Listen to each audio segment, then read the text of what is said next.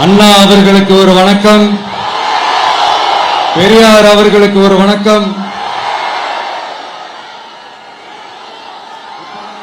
இப்ப நான் எந்த மண்ணில் நின்றுட்டு இருக்கிறேன் தெரியுமா? ஒரு ஆண்டவர் அன்போட நெல்லுக்கடை மாரியம்மன் அன்னை வேளாங்கண்ணி ஆசியோட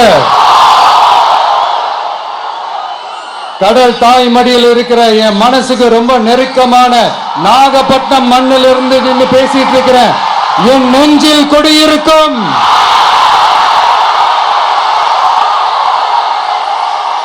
உங்கள் அனைவருக்கும் என்னைக்குமே ஒரு மீனவ நண்பனா இருக்கிற இந்த விஜயோட அன்பு வணக்கங்கள். இந்த கப்பல் வந்து இறங்குற இந்த பொருட்களை எல்லாம் விற்கிறதுக்காக அந்த காலத்துல அந்தி கடையெல்லாம் நாகப்பட்டினத்தில் இருக்கும்னு கேள்விப்பட்டிருக்கிறேன்.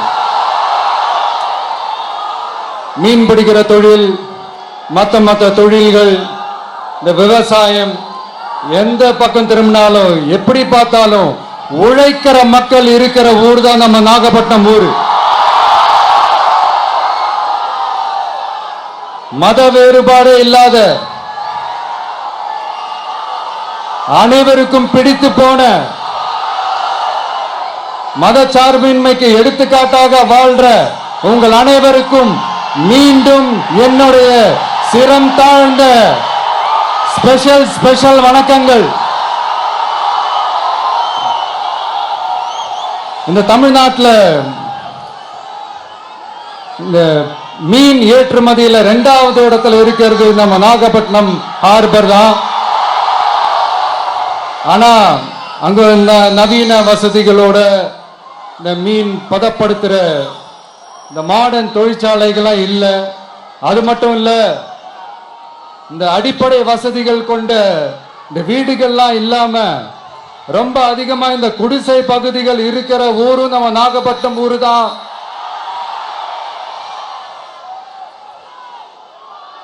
இந்த முன்னேற்றத்திற்கெல்லாம் எங்கள் ஆட்சிதான் சாட்சி. அப்படி எப்படின்ட்டு இந்த அடுக்குமொழியில பேசி பேசி அது நம்ம கேட்டு கேட்டு காதல இருந்து ரத்தம் வந்ததான் மிச்சம். இவங்க ஆண்டது பத்தாதா? இப்படி தவிக்கிறாங்களே நம்ம மக்கள், அது பத்தாதா?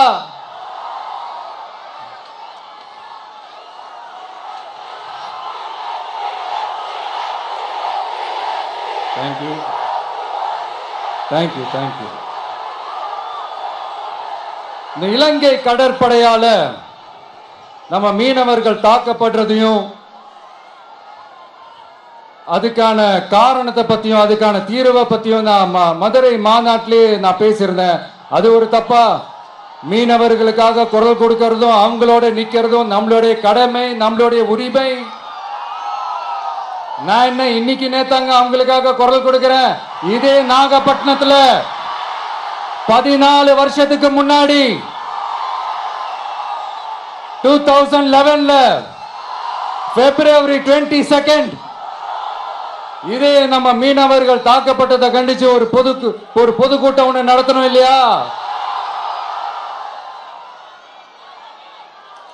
இந்த விஜய் களத்துக்கு வர்றது ஒண்ணு புதுசு இல்ல கண்ணா. எப்போ வந்தாச்சு. என்ன ஒண்ணு, முன்னாடிலாம் விஜய் மக்கள் இயக்கம் என்ற அந்த இயக்கமா நிற்போம். இப்ப தமிழக வெற்றி கழகம் என்ற அந்த ஒரு அரசியல் இயக்கமா நிக்கிறோம். அவ்வளவுதான் வித்தியாசம். அன்னைக்கும் சரி, இன்னைக்கும் சரி, இனிமேலும் சரி, மக்களுக்காக மக்களோட நிக்கிறது தான். இது புரிய வேண்டியவங்களுக்கு புரிஞ்சா சரி.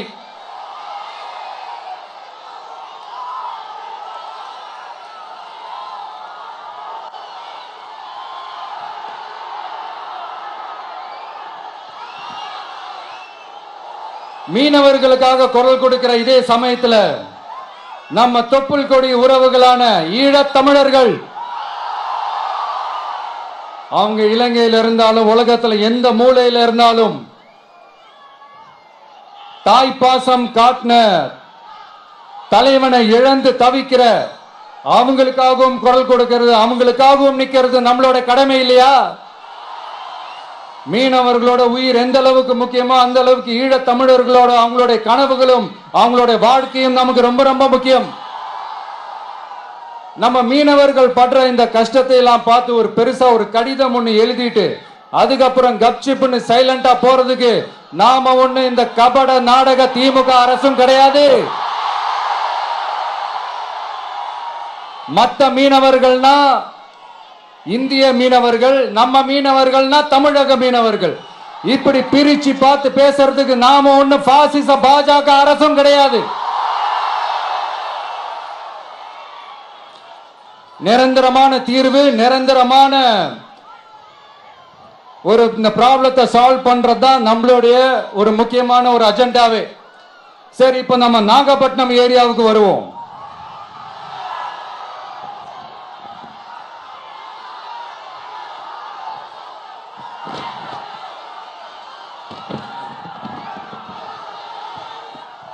இங்க இருக்கிற மண் வளத்தை பாதிக்கிற இறால் பண்ணைகளை முறைப்படுத்தணும். அப்பதான் மீனவர்களோட வாழ்வாதாரமும் விவசாயிகளோட வாழ்க்கையும் பாதிக்காம இருக்கும். கடலோர கிராமங்கள்ல மீன் அரிப்புல இருந்து பாதுகாக்கிற அலையாத்தி காடுகளை அழிக்கிறத பத்தி தடுத்து நிறுத்தி அதுக்கு ஒரு வழி பண்ண வேண்டிய அரசாங்கத்துக்கு இதை விட ஒரு முக்கியமான ஒரு வேலை ஒண்ணு இருக்கு. அது என்ன தெரியுமா? சொந்த குடும்பத்தோட வளர்ச்சியும் சொந்த குடும்பத்தோட சுயநலமும் தான் அந்த முக்கியமான வேலை. இங்க இருக்கிற மக்களுக்கு குடிக்க தண்ணி இல்லாம தவிக்கிறாங்க. அதுக்கு தீர்வா காவிரி தண்ணியை கொண்டு வரலாம், மக்களோட தாகத்தை தீர்க்க. கொண்டு வந்தாங்களா? இவ்வளவு பாரம்பரிய கடல் சார்ந்த ஊர்ல ஒரு கவர்மெண்ட் மெரைன் காலேஜ் ஒன்னு கொண்டு வரலாம். கொண்டு வந்தாங்களா? மீன் சம்பந்தமான எந்த தொழிற்சாலையும் அமைக்கல. அமைச்சாங்களா? அட்லீஸ்ட் நிறைய பேருக்கு வேலை வாய்ப்பு கிடைக்கிற மாதிரி தொழில் வளர்த்தியாவது பெருக்கலாம், அதையாவது செஞ்சாங்களா? ஆனா ஒவ்வொரு டைமும் வெளிநாட்டுக்கு டூர் போயிட்டு வர்றப்பெல்லாம் அத்தனை கோடி முதலீடு, இத்தனை கோடி முதலீடுன்னு சிஎம் அவர்கள் சிரிச்சுக்கிட்டே சொல்லுவாரு. சிஎம் சார், மனசை தொட்டு சொல்லுங்க, வெளிநாட்டு முதலீடா இல்ல வெளிநாட்டுல முதலீடா? ஒட்டுமொத்த தமிழ்நாட்டுக்கும் முதலீடா இல்ல உங்க குடும்பத்தோட முதலீடு வெளிநாட்டுக்கு போகுதா? வேளாங்கண்ணி, நாகூர், கோடியக்கரைன்னு இங்க இருக்கிற டூரிஸ்ட் பிளேஸ் எல்லாம் கொஞ்சம் நல்லா டெவலப் பண்ணலாம். பண்ண என்ன குறைஞ்சா போயிடுவீங்க? வேதாரண்யம் பகுதியில் உப்பு ஏற்றுமதி செய்யறதுக்கு வசதியை செஞ்சு கொடுக்கலாம். செஞ்சாங்களா? நாகூர் ஆண்டவர் அரசு மருத்துவமனையில பிரசவம் பார்க்கிற டாக்டரே இல்லையா? நாகப்பட்டினம் புது பஸ் ஸ்டாண்டையாவது சுத்தமா சுகாதாரமா வச்சுக்கிறாங்களா? நாகப்பட்டினம் ரயில்வே ஸ்டேஷன் வேலைகளை சீக்கிரமா முடிச்சு வைக்கலாம், அதையாவது செஞ்சாங்களா? இங்க ஏற்கனவே இருந்த ஸ்டீல் ரோலிங் மில்லையும் ரயில் பெட்டி தயாரிக்கிற தொழிற்சாலை மூடிட்டாங்க. அத மறுபடியும் திறந்தா நிறைய பேருக்கு வேலை வாய்ப்புகள் கிடைக்கும். ஏன் அதை பத்தி யோசிக்கல? மேலக்கோட்டை வாசல் NH மேம்பாலம் கட்டி 50 வருஷம் ஆச்சு, அது சரியா மேம்படுத்தலாம், அதை செஞ்சாங்களா? Thanjavur to Nagapattinam NH road வேலை பல வருஷமா நடக்குது, இன்னும் முடிச்ச பாடே காணும், அதை வேகப்படுத்தி முடிச்சிருக்கலாம், அதையாவது செஞ்சாங்களா? ரொம்ப முக்கியமா நெல்ல மூட்டையெல்லாம் மழை காலத்துல வெள்ளத்துல நனைஞ்சு நம்ம விவசாயிங்க எவ்வளவு வேதனைப்படுறாங்க. அதுக்கு சரியான ஒரு குடவுன் கட்டி தரலாம், அதையாவது கட்டி தந்தாங்களா? எலெக்ஷனுக்கு முன்னாடி திமுக காரங்க வந்து செய்வோம் செய்வோம் செய்வோம் செய்வோம்னு சொன்னாங்களே, செஞ்சாங்களா? இதெல்லாம் எதுவுமே செய்யாம எல்லாத்தையும் செஞ்ச மாதிரியே அதையும் பெரியமையா வேற சொல்லுவாங்க இவங்க. நான் வந்து போன வாரம் திருச்சிக்கும் அரியலூர் மாவட்டத்துக்கும் போய் நம்ம மக்களை சந்திக்க போயிருந்தேன். அப்போ பெரம்பலூரும் போக வேண்டியது. அங்க சில ரூல்ஸ் அண்ட் ரெகுலேஷன்ஸ், ஒரு கட்டத்துக்கு அப்புறம் இந்த பஸ்ஸே மூவ் ஆகல. அதுக்கப்புறம் அதை தாண்டி ஒரு டைமுக்கு மேல பேசுறது, சரி அதெல்லாம் விடுங்க. இந்த நேரத்தில் பெரம்பலூர் பகுதி மக்களுக்கு நான் மன்னிப்பு கேட்டுக்கிறேன். சீக்கிரமாவே உங்களை தேடி நான் வருவேன் ஃபார் ஷுர். நம்ம இந்த டூர் பிளான், இந்த ஷெட்யூல் போட்டதுக்கு அப்புறம் அது என்னப்பா சனிக்கிழமை சனிக்கிழமை சனிக்கிழமை அப்படின்னு ஒன்று ஸ்டார்ட் ஆச்சு. அது ஒன்றும் இல்லை, உங்க எல்லாரையும் பார்க்கும்போது உங்களுக்கு எந்த விதமான டிஸ்டர்பன்ஸும் இருந்துடக்கூடாது. முக்கியமா உங்களோட வேலைகளுக்கு எந்த விதமான டிஸ்டர்பன்ஸும் இருந்துடக்கூடாது அப்படின்ற ஒரே காரணத்துக்காக தான் இப்படி வீக்கெண்டா பார்த்து இப்படி இந்த பிளானை ஷெட்யூல் பண்ணோம். லீவு நாட்கள்ல, ஓய்வு நாட்கள்ல வரணும்ன்றதான் அந்த எண்ணமே. அது மட்டும் இல்ல, அரசியல்ல சில பேருக்கு நம்ம ஓய்வும் கொடுக்கணும் இல்லையா? அதனாலதான் இந்த ஓய்வு நாட்களா பார்த்து இப்படி செலக்ட் பண்ணோம். சரி, இப்போ நம்ம மக்களை சந்திக்கிறதுக்கு, நம்ம சொந்தங்களை சந்திக்கிறதுக்கு எத்தனை கட்டுப்பாடுங்க. அந்த இடத்துல பர்மிஷன் இல்ல, இந்த இடத்துல பர்மிஷன் இல்ல. ஆனா அதுக்கான காரணங்கள்லாம் நீங்க கேட்டீங்கன்னா சொத்தையான காரணமா இருக்கும். அங்க பேசக்கூடாது, இங்க பேசக்கூடாது, 5 நிமிஷம் தான் பேசணும், 10 நிமிஷம் தான் பேசணும். நான் பேசுறதே 3 நிமிஷம் தான். அதுலயே அது பேசக்கூடாது, இதை பேசக்கூடாதுன்னு சொன்னா அப்புறம் நான் எதை தான் பேசுறது? அரியலூர்ல போனப்போ நான் கரெக்டா அந்த ஊருக்கு போறதுக்கு முன்னாடி ஒரு அந்த ஏரியாலேயே அந்த பவர் கட்டு. அப்புறம் நான் திருச்சிக்கு போய் நான் பேச ஆரம்பிச்சதுக்கு அப்புறம் அந்த ஸ்பீக்கருக்கு போற அந்த வயரு கட்டு. இல்ல, நான் தெரியாம தான் கேட்கிறேன் சிஎம் சார். ஃபார் எக்ஸாம்பிள், இப்போ ஒரு ஆர்எஸ்எஸ் தலைவர் இங்க வராருன்னு வச்சுக்கோங்க, இல்ல நம்ம பிரதமர் மோடிஜி அவர்களோ இல்ல உள்துறை அமைச்சரோ இங்க வராருன்னு வச்சுக்கோங்க. இந்த மாதிரி கண்டிஷன்ஸ்லாம் போடுவீங்க, இந்த மாதிரி பவர் கட் பண்ணுவீங்க, இந்த மாதிரி வயர் கட் பண்ணுவீங்க. கொஞ்சம் கட் பண்ணி தான் பாருங்களேன்.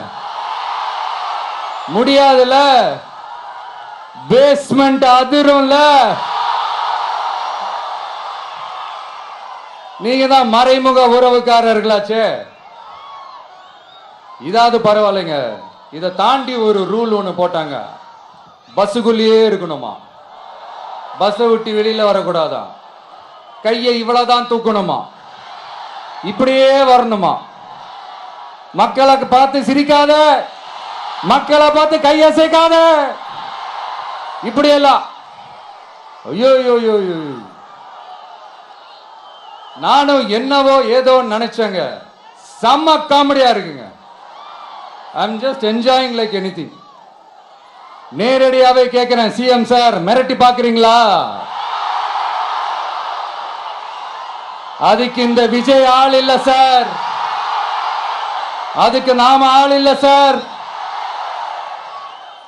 என்ன செஞ்சிருவீங்க? மேக்சிமம் கொள்கைய சும்மா பேருக்கு மட்டும் வச்சுக்கிட்டு குடும்பத்தை வச்சு கொள்ளையடிக்கிற உங்களுக்கே இவ்வளவு இருந்தா, சொந்தமா உழைச்சி சம்பாதிச்ச எனக்கு எவ்வளவு இருக்கும்?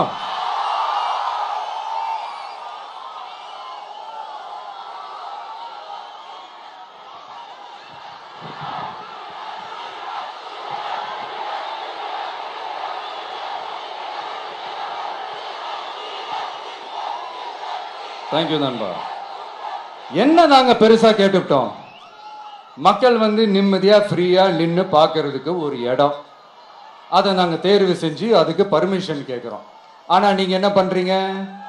அந்த இடத்தையெல்லாம் விட்டுட்டு நெருக்கடியோட, மக்கள் நெருக்கடியோட எங்கெல்லாம் நிப்பாங்களோ அந்த இடமா பார்த்து செலக்ட் பண்ணி தெரியுங்க. உங்க எண்ணம் தான் என்ன சார்?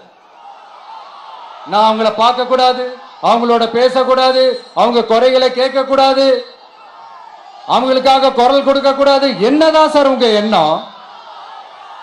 சரிங்க சார், ஒரு அரசியல் தலைவன் அப்படின்றதெல்லாம் மறந்துருங்க. ஒரு சாதாரண ஒரு தமிழ்நாட்டு மண்ணோட ஒரு மகனா, ஒரு நம்ம தமிழ் மக்களுடைய ஒரு சொந்தக்காரனா என் மக்களை, என் குடும்பத்தை, என் சொந்தங்களை நான் பார்க்க போனா என்ன பண்ணுவீங்க? அப்பவும் தடை போடுவீங்களா? வேணாம் சார். இந்த அடுக்குமுறை, இந்த அராஜக அரசியல்லாம் வேணாம் சார். நாம ஒண்ணு இங்க தனியால் இல்லைங்க சார். மாபெரும் மக்கள் சக்தியோட பிரதிநிதிங்க சார். மாபெரும் பெண்கள் சக்தியோட சகோதரன் சார். மாபெரும் இளைஞர் இயக்கமா இருக்கிறோம் சார். மறுபடியும் சொல்றேன், 2026 ரெண்டு பேருக்கு நடுவுல தான் போட்டியே. ஒண்ணு இன்னொன்னு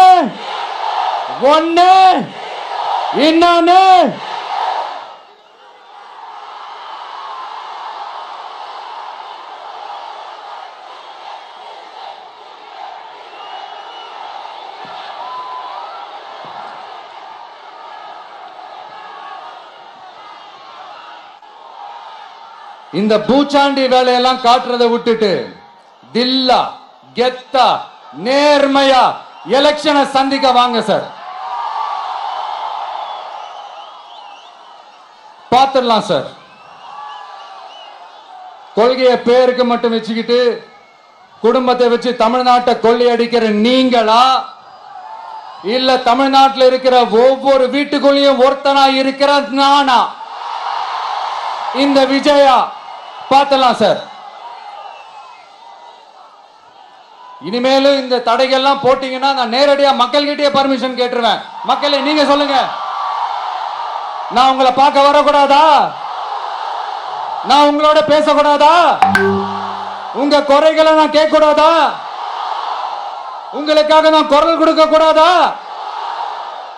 இப்படி நமக்கு தடையா போடுறாங்களே, இந்த திமுக அரசு மறுபடியும் ஆட்சிக்கு வரணுமா?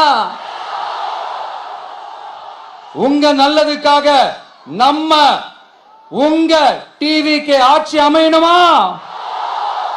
சத்தமா சத்தமா கேட்டுச்சா மை டியர்? ஏன்பா, நான் தான் அப்பவே சொன்னல, அவருக்கு ஆசையா பாசமா கூப்பிட்டா பிடிக்க மாட்டேங்குது. ஏன்பா மறுபடியும்? கேட்டுச்சா சிஎம் சார்?